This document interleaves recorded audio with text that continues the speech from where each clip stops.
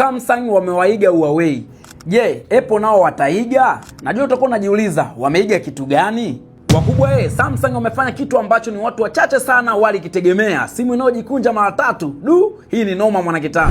Haujanielewa Ndio mwanakitaa. Siku chache zilizopita Samsung wametambulisha simu ya Samsung Z Tree Fold, yani simu ambayo inakunjika mara 3 kama ile ya Huawei. Na guri napo ni kwamba mwanakitaa, in case ukaifungua, yani mara 3 zote ukaifungua ikabaki plain pale mwanakitaa, utapata screen yenye 10 inch ambayo itakusababisha mwanakitaa utaweza kueditia kwa wale ambao wana edit, kwa wale gamers wataweza kucheza game vizuri kabisa na kufanya kazi mbalimbali kama vile uko kwenye laptop. Imagine mwanakitaa kwenye screen yenye inchi 10 ni kubwa sana, lakini pia mwanakitaa endapo utaikunja, yani utairudisha vile vile mara 3, utapata screen yenye 6.5 inch na hapo mwanakitaa nadhani ndio utaweza kuitumia kama simu. Ukiikunjua ile ni laptop kabisa mwanakitaa, kwa sababu itakuwa na inchi 10.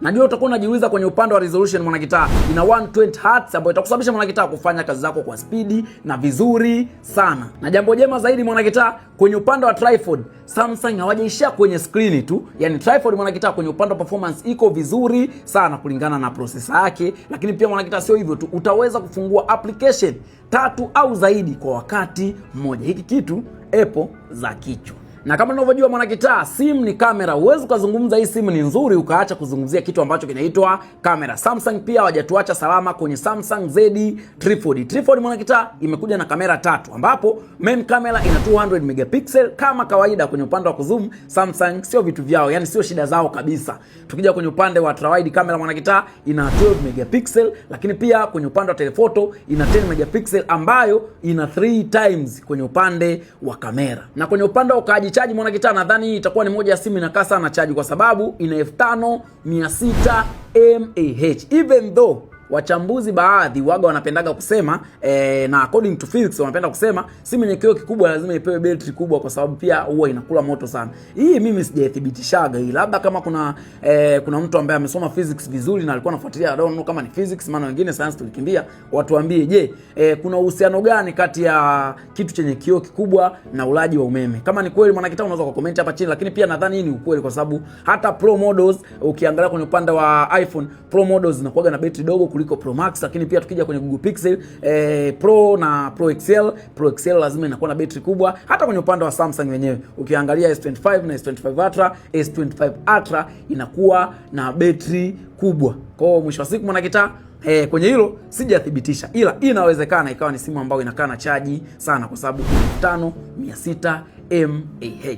Tukija kwenye upande wa physical appearance mwanakitaa, ndo kama unavyoiona hapo mwanakitaa, lakini inaonekana simu hii itakuwa ni ngumu, alafu itakuwa ni imara, lakini pia itakuwa ni nyepesi kwa sababu kwenye upande wa kona mwanakitaa wametengenezea material aina ya titanium. Kama tunavyojua mwanakitaa, tumeona hata simu za nyuma hizi, hata tu iPhone 16 ilikuwa inatumia titanium. Si rahisi kabisa kuanguka au kupata scratches. Lakini pia mwanakitaa, upande wa pembeni wametengenezea aluminium, kitu ambacho kinaweza kikaifanya simu hii ikawa nyepesi sana. Kwa mwanakitaa pia utaweza kuona hapa Samsung wao, ukitaka kuangalia hii simu ambavyo ipo, ni kama wanataka kushindana na Huawei. Maana Huawei ndo walikuwa na simu ambayo inaweza kukunjika mara 3 na gharama yake pia ilikuwa ni kubwa sana. Yani kama ST, maana ulikuwa unaweza kununua mpaka milioni 12. Hata hii tu tripod nadhani gharama yake itakuwa ni more than 10 million. Mimi makadirio nadhani itakuwa ni hivi.